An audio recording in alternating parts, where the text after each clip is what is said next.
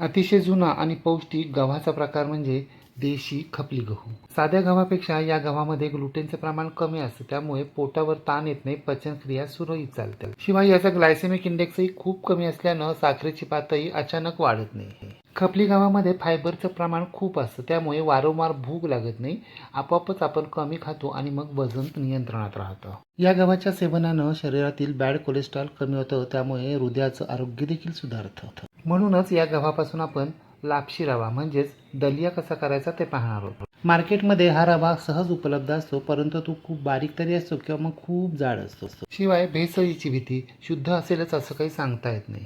चला तर पाहूया खपली गव्हाचा लापशी रवा म्हणजेच दलिया. दोन प्रकारे, जाड आणि बारीक.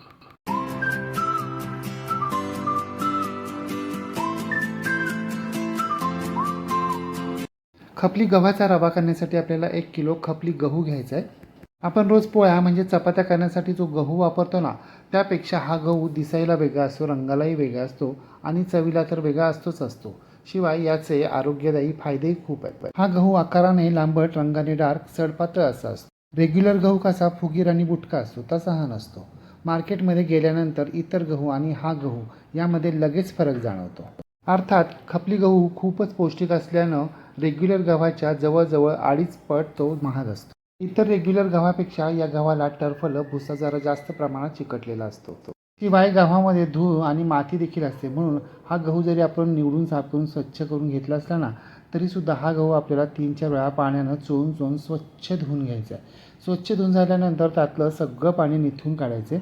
पाणी निथळण्यासाठी गहू वेळणीमध्ये 10 मिनिटं तसाच ठेवायचा आहे. त्यानंतर घरामध्ये बाल्कनीमध्ये जिथे ऊन असेल ना, त्या ठिकाणी आपल्याला एक न्यूजपेपर अंथरून घ्यायचं आहे आणि न्यूजपेपरवर आपल्याला एक सुती स्वच्छ कापड अंथरायचं आहे आणि या कापडावर हा सगळा पाणी निथून घेतलेला गहू घालायचा आहे आणि तो व्यवस्थित एकसारखा पसरवून घ्यायचा आहे. केव्हाही कोणतेही जिन्नस आपल्याला अशा प्रकारे सुती कापडावर उन्हामध्ये सुकण्यासाठी ठेवायचं असतं ना, तेव्हा एखाद्या जाडजूड वर्तमानपत्रावर आपल्याला सुती कापड अंथरून घ्यायचे आणि मग त्यावर आपल्याला जे जिन्नस सुकवायचे ना, ते ओलं जिन्नस पसरवून घ्यायचे. असं केल्यानं काय होतं तर वर्तमानपत्र पटकन पाणी शोषून घेतो आणि मग आपलं जिन्नस लवकर सुकतं. उगीचच दीर्घकाळ ते उन्हात ठेवावं लागत नाही. आणि हो, एकदा का तुम्ही गहू उन्हामध्ये सुकवायला ठेवलात तर त्याच्याकडे बघायचं नाही, असं करायचं नाही. अधूनमधून थोड्या वेळानं या गव्हावर आपल्याला हात फिरवत राहायचं आहे, म्हणजे खाली वर करून घ्यायचं आहे, म्हणजे तो लवकर सुकेल. आता हे गहू आपल्याला दिवसभर कडकडीत उन्हामध्ये सुकवून घ्यायचे आहेत. लक्षात ठेवा, गहू पूर्णपणे सुकायला हवा आहे. त्यासाठी काय करायचं, एक गहू दाताखाली चावून पाहायचा. कटकन असा आवाज आला तर मग गहू सुकलाय असं समजायचं. आपण गहू निवडून साफ करून स्वच्छ करून अगदी धुवून सुद्धा घेतलाय, तरीसुद्धा हा गहू आपल्याला सुपाच्या साहाय्यानं पाखडूनही घ्यायचा आहे. पाखडून घेतल्यानं काय होतं, गव्हामध्ये जर काही टरफलं, भुसा आणि धूळ असेल ना, तर ती सगळी उडून जाते. गहू सुपानं पाखडून घेतल्यानंतर तो आपल्याला चाळणीच्या साहाय्यानं चाळून देखील घ्यायचा आहे. एवढं सगळं केल्यावर आपला गहू अगदी स्वच्छ होतो आणि मग हा गहू आपल्याला एखाद्या डब्यामध्ये भरायचा आहे आणि गिरणीमधून आपल्याला तो दळून आणायचा आहे. आपण मिक्सरवर देखील हा गहू बारीक करून त्याचा रवा तयार करू शकतो, परंतु मिक्सरवर आपला गहू एकसारखा बारीक होत नाही, वेळसुद्धा लागतो आणि मिक्सरवर लोड येऊन मिक्सर बंद पडण्याची देखील शक्यता असते.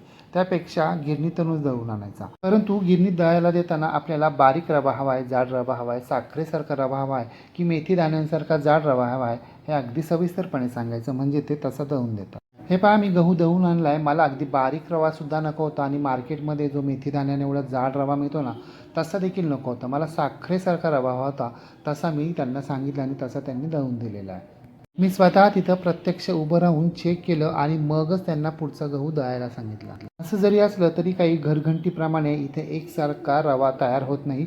थोडासा कमी जास्त होतो, थोडासा जाड आणि थोडासा बारीक देखील होतो. अशा वेळी काय करायचं, गिरणीतून रवा दळून आणल्यानंतर आपण पोळ्या म्हणजे चपात्या करण्यासाठी ज्या चाळणीनं गव्हाचं पीठ चाळतो ना, त्या चाळणीनं आपल्याला हा रवा चाळून घ्यायचा. म्हणजे काय होतं, बारीक बारीक रवा खाली जातो आणि जाडसर रवा असतो ना, तो चाळणीमध्येच राहतो. 1 किलो खपली गव्हापासून 2 प्रकारचा रवा तयार झाला आहे. आपला रेग्युलर जो जाड रवा असतो ना, त्याच्यापेक्षा चाळणीतून खाली आलेला रवा जाड झाला आहे आणि चाळताना चाळणी जो उरलाय ना, तो साखरेसारखा जाड रवा तयार झालाय, जाड दलिया तयार झालाय, म्हणजे मेथी दाण्यांपेक्षा निम्म्या आकाराचा. हे पहा, तुम्ही ताटातही पाहू शकता आणि अशा प्रकारे बोलमध्येही पाहू शकता. जाड रव्याचा रंग अगदी गव्हासारखा तसाच राहिलाय आणि बारीक रव्याचा रंग थोडासा फिकट आलाय. जर तुमच्याकडे ऊनच येत नसेल तर काय करायचं, मोकळ्या वाऱ्याखाली किंवा पंख्याच्या वाऱ्याखाली दिवसभर आणि रात्रभर हा गहू आपल्याला सुकून घ्यायचा आहे. अधूनमधून एखादा गहू खाऊन पाहायचा आहे. कट असा आवाज यायला हवा. कट असा आवाज येईपर्यंत आपल्याला हा गहू सुकून घ्यायचा आहे. मग ऊन असो की सावली. आणि जरी कट असा आवाज येईपर्यंत आपण वाऱ्यावर सुकून घेतला असला ना, तरीसुद्धा हा गहू आपल्याला एखाद्या कढईमध्ये 2-3 बॅचमध्ये हलवत हलवत गरम करून घ्यायचं आहे. म्हणजे यातलं सगळं मॉइश्चर उडून जाईल. जर गव्हामध्ये थोडं जरी मॉइश्चर म्हणजे ओलावा राहिला ना, तर कालांतरानं आपण जो रवा तयार केला आहे तो खराब होईल, त्याला बुरशी लागेल. गहू धुतल्यानंतर तुम्ही कोणत्याही पद्धतीनं गहू सुकवून घ्या, परंतु ते अगदी कट असा आवाज येईपर्यंत सुकायला हवेत. म्हणजे त्यापासून तयार केलेला रवा दीर्घकाळ टिकेल, लवकर खराब होणार नाही. पाहिलं ना तुम्ही, 1 किलो खपली गव्हापासून भेसळविरहित 2 प्रकारचा रवा तयार झाला, एक बारीक आणि एक जाड. आता यापासून आपण वेगवेगळ्या प्रकारचे गोड किंवा तिखट असे पदार्थ तयार करू शकतो. आहे की नाही कितीतरी सोयीस्कर. महत्त्वाचं म्हणजे भेसळविरहित. तयार झालेला रवा आपल्याला एखाद्या काचेच्या बरणीत स्टोअर करून ठेवायचा आहे. म्हणजे जेव्हा मनात येईल तेव्हा आपण यापासून खीर, दलिया, उपमा, इडली, डोसा असे विविध प्रकारचे पदार्थ लगेच तयार करू शकतो. मग तुम्ही सुद्धा अशा प्रकारे खपली गव्हाचा रवा एकदा तरी करून पहा व कसा झाला ते कमेंट बॉक्समध्ये मला नक्की सांगा. रेसिपी आवडल्यास लाईक, शेअर, कमेंट करायला विसरू नका. आणि हो, तुम्ही जर अजूनही गृहविष्णू किचन चॅनलला सबस्क्राईब केलं नसेल तर प्लीज नक्की सबस्क्राईब करा. शेजारील बेल आयकॉनवर प्रेस करा, ऑल सिलेक्ट करा, म्हणजे माझ्या नवनवीन रेसिपींचे नोटिफिकेशन तुमच्या मोबाईलवर येतील. पुन्हा भेटूया अशाच एका नवीन रेसिपीसह. तोपर्यंत नमस्कार. रेसिपी शेवटपर्यंत पाहिल्याबद्दल धन्यवाद.